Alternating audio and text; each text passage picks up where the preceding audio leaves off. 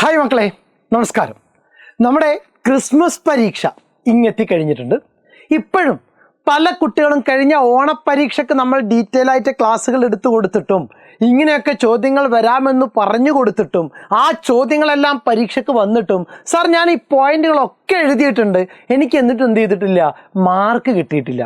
എന്താ കാരണം? മലയാളം പരീക്ഷ എങ്ങനെ എഴുതണം, മലയാളം പരീക്ഷ എത്ര എഴുതണം, അതുകൂടി നമുക്ക് എന്ത് ചെയ്യണം, അറിഞ്ഞിരിക്കണം.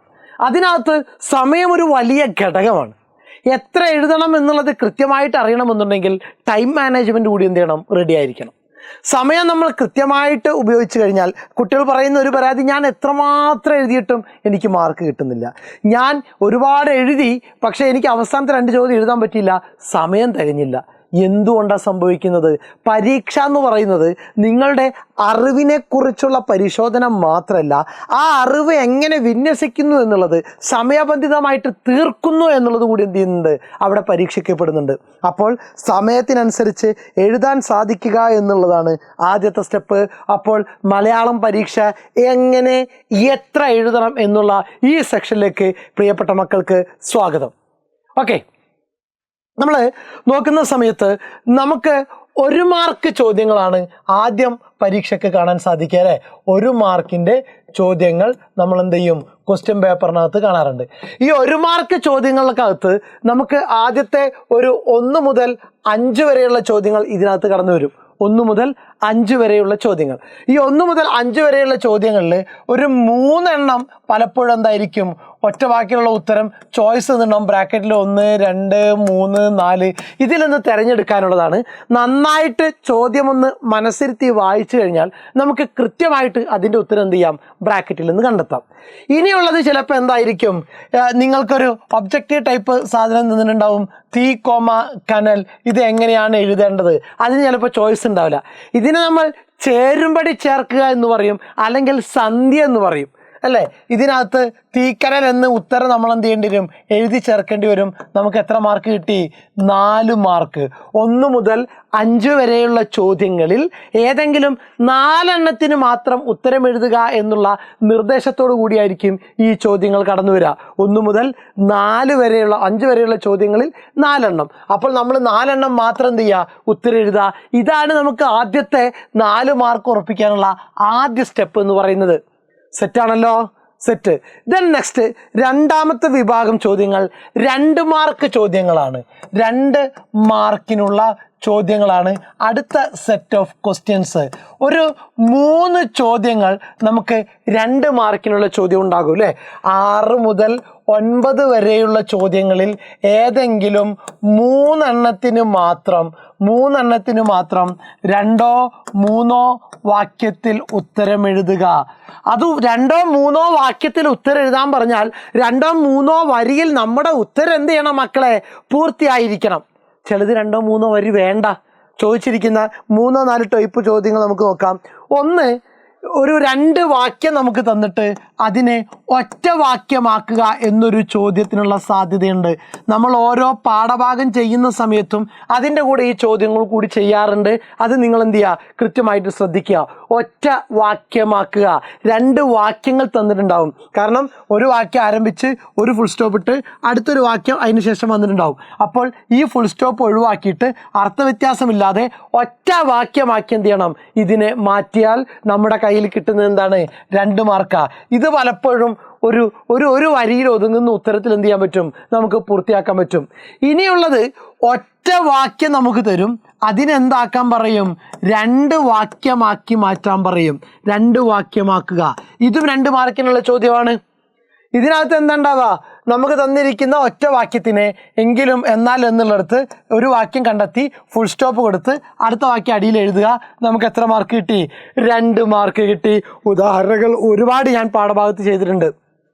ഇനിയുള്ളത് ഒരേ അർത്ഥമുള്ള 2 പദങ്ങൾ, വ്യത്യസ്ത സ്ഥലങ്ങളിൽ പ്രയോഗിച്ചിരിക്കുന്ന 2 പദങ്ങൾ.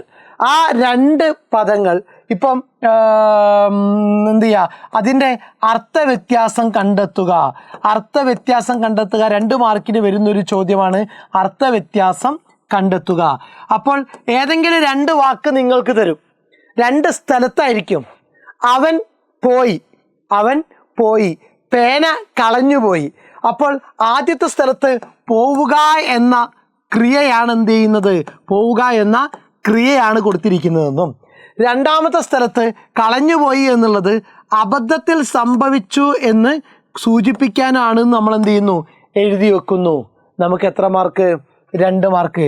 അപ്പോൾ ഇവിടെ ഒന്നാമത്തെ വാക്യത്തിൽ എന്ന് പറഞ്ഞിട്ട് ഒന്നാമത്തെ വാക്യത്തിൽ പോവുക എന്ന് പറയുന്നത് ഒരു ക്രിയാവാക്യമാണെന്നും രണ്ടാമത്തെ വാക്യത്തിൽ അബദ്ധത്തിൽ സംഭവിച്ചു എന്നുമാണ് എന്ത് ചെയ്യുക, നമ്മൾ സൂചിപ്പിക്കുക. ഇനി ചോദിക്കാൻ സാധ്യതയുള്ളത് ശബ്ദഭംഗിയാണ്. നമ്മുടെ പാഠഭാഗത്തുള്ള നമ്മുടെ കവിതകളിലുള്ള ഏതെങ്കിലും പദ്യത്തിലുള്ള 2 വരികൾ തന്നിട്ട് അതിൻ്റെ ശബ്ദഭംഗി കണ്ടെത്തുക എന്നും പരീക്ഷയ്ക്ക് ചോദിക്കും 2 മാർക്കിന്. മിക്കവാറും ആ കവിതയിലെ ആദ്യത്തെ അക്ഷരങ്ങൾ, ആ 2 വരിയിലെ ആദ്യത്തെ അക്ഷരങ്ങൾ ആവർത്തിച്ചിട്ടുണ്ടാകും, അല്ലെങ്കിൽ രണ്ടാമത്തെ അക്ഷരങ്ങൾ ആവർത്തിച്ചിട്ടുണ്ടാകും, അല്ലെങ്കിൽ ആദ്യത്തേതും രണ്ടാമത്തേതും ആവർത്തിച്ചിട്ടുണ്ടാകും, അല്ലെങ്കിൽ അവസാനത്തെ അക്ഷരം ആവർത്തിച്ചിട്ടുണ്ടാകും, അല്ലെങ്കിൽ ആദ്യത്തേതും രണ്ടാമത്തേതും അവസാനത്തേതും ആവർത്തിച്ചിട്ടുണ്ടാകും. ഇങ്ങനെയുള്ള പ്രത്യേകതകൾ ആ വരികൾക്കുണ്ടോ നോക്കുക. ആ 2 പ്രത്യേകത എന്ത് ചെയ്യുക, നമ്മൾ അവിടെ എഴുതി വെക്കുക. നമുക്ക് കിട്ടുന്നു എത്ര മാർക്ക്? 2 മാർക്ക്. ഓക്കെ, സെറ്റാണല്ലോ. അപ്പോൾ 2 മാർക്കിന് ചോദിക്കാൻ സാധ്യതയുള്ളത് ഒന്ന് ഒറ്റവാക്യമാക്കുക, 2 വാക്യമാക്കുക, അർത്ഥവ്യത്യാസം കണ്ടെത്തുക, ശബ്ദഭംഗി കണ്ടെത്തുക, പിന്നെ പാഠഭാഗത്തു നിന്നുള്ള ഏതെങ്കിലും ഒരു സിമ്പിൾ ക്വസ്റ്റ്യൻ. അത് 2ഓ 3ഓ വാക്യത്തിൽ മാത്രമേ എന്ത് ചെയ്യാൻ പാടുള്ളൂ, ഉത്തരം എഴുതാൻ പാടുള്ളൂ. ഒരുപാട് ചോദ്യത്തിലേക്ക് എന്ത് ചെയ്യരുത്, പോകരുത്. സെറ്റാണല്ലോ. ദെൻ നെക്സ്റ്റ് മോഡൽ എന്ന് പറയുന്നത് 4 മാർക്ക് ചോദ്യങ്ങളാണ്. 4 മാർക്കിനുള്ള ചോദ്യങ്ങൾ. ഏകദേശം നേരത്തെ നമ്മൾ 9 അല്ലേ പറഞ്ഞത്, 10 മുതൽ 10, 11, 12, 13, 14 വരെയുള്ള ചോദ്യങ്ങളിൽ ഏതെങ്കിലും 4 എണ്ണത്തിന് അല്ലെങ്കിൽ 5 എണ്ണത്തിന് എന്ത് ചെയ്യുക, അര പേജിൽ കവിയാതെ ഉത്തരം എഴുതുക. അര പേജിൽ കവിയാതെ ഉത്തരം എഴുതുക. അര പേജ് മാത്രമേ എന്ത് ചെയ്യാൻ പാടുള്ളൂ, ഉത്തരം ഉണ്ടാകാൻ പാടുള്ളൂ. നമുക്ക് തരുന്ന ആൻസർ ഷീറ്റ് നമ്മളിവിടെ ഇങ്ങനെ എഴുതി തുടങ്ങാൻ പോകുമ്പോൾ ഇത്രയും ഭാഗത്തിൽ ഈ പറയുന്ന ചോദ്യങ്ങളുടെ ഉത്തരം നമ്മൾ എന്ത് ചെയ്യണം, എഴുതിയിരിക്കണം. എനിക്ക് ഒരുപാട് അറിയാമെന്ന് കരുതി ഞാൻ ഈ പേജ് മുഴുവൻ എഴുതി വെച്ചാലും എനിക്ക് കിട്ടാൻ പോകുന്ന മാർക്ക് എത്രയാണ്? 4 മാർക്കാണ്. അപ്പോൾ അറിയുന്നതിനെ ഈ അര പേജിലേക്ക് ഒതുക്കുക എന്നുള്ളതാണ് നമ്മുടെ മുന്നിലുള്ള പരീക്ഷ എന്ന് പറയുന്നത്. അതെന്ത് ചെയ്യുക, കൃത്യമായിട്ട് ഓർത്ത് വെച്ചേക്കുക. 10 മുതൽ 14 വരെയുള്ള 4 എണ്ണത്തിന് അര പേജിൽ മാത്രം ഉത്തരം എഴുതുക. ഇതിനകത്ത് ചോദിക്കാൻ സാധ്യതയുള്ളത് ഒന്ന് ആസ്വാദനക്കുറിപ്പാണ്. ആസ്വാദനക്കുറിപ്പ് എഴുതുന്ന സമയത്ത് ആദ്യം എഴുത്തുകാരൻ്റെ പേര് പറയുക. എന്നിട്ട് എന്ത് ചെയ്യുക, നമുക്ക് ആ പാഠഭാഗം എങ്ങനെ ആസ്വദിക്കപ്പെട്ടിരിക്കുന്നു എന്നുള്ള സാധനങ്ങൾ എന്ത് ചെയ്യുക, കൃത്യമായിട്ട് പറയുക, എഴുതി വെച്ചേക്കുക. ദെൻ രണ്ടാമത്തത് ആസ്വാദനക്കുറിപ്പ് കഴിഞ്ഞ് കഴിഞ്ഞാൽ പിന്നുള്ളത് അലങ്കാര ഭംഗി,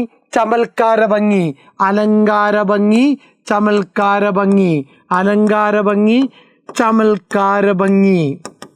ഇങ്ങനത്തിലുള്ള ഒരു ചോദ്യം കൂടി വന്നു കഴിഞ്ഞാൽ ഇതിനകത്ത് ശ്രദ്ധിക്കേണ്ട സാധനം, ഇന്ന കവിയുടെ കുമാരനാശാന്റെ പ്രിയദർശനം എന്ന കവിതയിലെ വരികളാണ് ഇവിടെ തന്നിരിക്കുന്നത്. ഇതിനകത്ത് സന്യാസിനിയുടെ മുഖവും നളിനിയുടെ മുഖത്തിനെയും മറ്റ് 2 വസ്തുക്കളോട് എന്ത് ചെയ്യുന്നു, സാദൃശ്യപ്പെടുത്തിയിരിക്കുന്നു.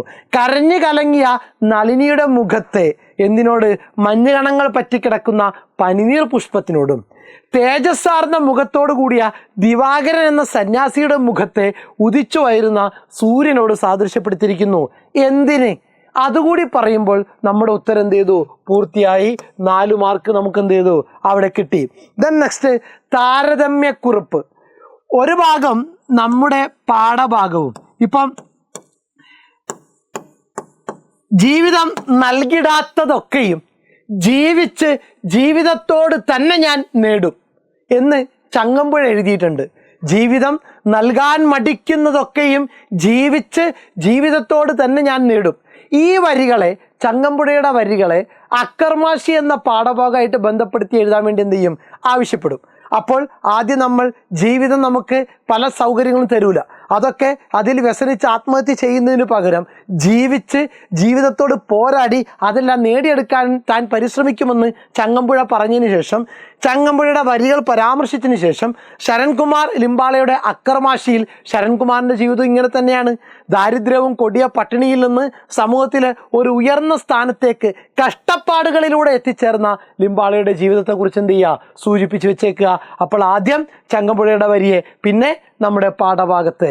അപ്പോൾ ആസ്വാദനക്കുറിപ്പ്, അലങ്കാര ഭംഗി, താരതമ്യക്കുറിപ്പ്, ദെൻ വിശകലനക്കുറിപ്പ്. അത് ഏതെങ്കിലും 2 ഭാഗങ്ങൾ തന്നിട്ട് വിശകലനം ചോദിക്കുന്ന സമയത്ത് ഇതുപോലെ തന്നെയാണ് എന്ത് ചെയ്യേണ്ടത്, ആ ഉത്തരം എഴുതി വെക്കേണ്ടത്. 4 മാർക്കിൻ്റെ ഉത്തരങ്ങൾ. പിന്നെ പാഠഭാഗമായിട്ട് ബന്ധപ്പെട്ട സ്ട്രേറ്റ് ക്വസ്റ്റ്യൻസ് കൂളായിട്ട് എഴുതുക. എഴുതുന്ന സമയത്ത് ശ്രദ്ധിക്കുക, 1/2 പേജ് എന്ത് ചെയ്യണം, ഉത്തരം ഉണ്ടായിരിക്കണം. എഴുത്തുകാരനെ കുറിച്ച് ആദ്യം പറഞ്ഞിരിക്കുക. ദെൻ നമ്മുടെ ഉപന്യാസ ക്വസ്റ്റ്യൻസ്, 6 മാർക്ക് ചോദ്യങ്ങൾ. 6 മാർക്ക് ചോദ്യങ്ങൾ എന്ത് ചെയ്യുക, ഓർത്ത് വെച്ചേക്കുക. 6 മാർക്കിനുള്ള ചോദ്യങ്ങൾ ഉപന്യാസം. അപ്പോൾ അതിൻ്റെ അടിയിൽ കൊടുത്തിട്ടുണ്ടാവും, ഇപ്പോൾ 13 മുതൽ 15 വരെയുള്ള ചോദ്യങ്ങളിൽ 2 എണ്ണത്തിന് 1 പേജിൽ കവിയാതെ ഉത്തരം എഴുതുക. 1 പേജ്, നമ്മുടെ കയ്യിൽ കിട്ടിയിരിക്കുന്ന ഷീറ്റ് ഇത് 1 പേജാണ്. അപ്പോൾ വല്ല ഏറ്റക്കുറച്ചിലുകൾ സംഭവിച്ച് പരിഹരിക്കാൻ വേണ്ടിയിട്ട് തൊട്ടടുത്തുള്ള പേജിൻ്റെ 1/4 ഭാഗം കൂടി എന്ത് ചെയ്യുക, നമ്മൾ ഉപയോഗിക്കാം. സെറ്റ്. അപ്പോൾ സമയബന്ധിതമായിട്ട് നമുക്ക് എന്ത് ചെയ്യാൻ പറ്റും, ഉത്തരം എഴുതാൻ പറ്റും. എല്ലാ സാധനവും ചോദ്യം നന്നായിട്ട് വായിച്ച് എന്ത് ചെയ്യുക, ഉത്തരം എഴുതിക്കൊള്ളുക. ഈ രൂപത്തിൽ എഴുതി കഴിഞ്ഞാൽ നിങ്ങളുടെ മാർക്ക്, നിങ്ങളുടെ സമയം ഒന്നും എന്ത് ചെയ്യാൻ പോകുന്നില്ല, നിങ്ങൾക്ക് നഷ്ടപ്പെടാൻ പോകുന്നില്ല. സെറ്റാണല്ലോ മക്കളെ? നന്നായിട്ട് പ്രിപ്പയർ ചെയ്യുക. ചോദ്യോത്തരങ്ങളും മറ്റുള്ള ക്ലാസ്സുകളായിട്ട് തുടർച്ചയായിട്ട് എന്ത് ചെയ്യുന്നുണ്ട്, സാറ് നിങ്ങളുടെ മുന്നിൽ വരുന്നുണ്ട്. Okay, thank you.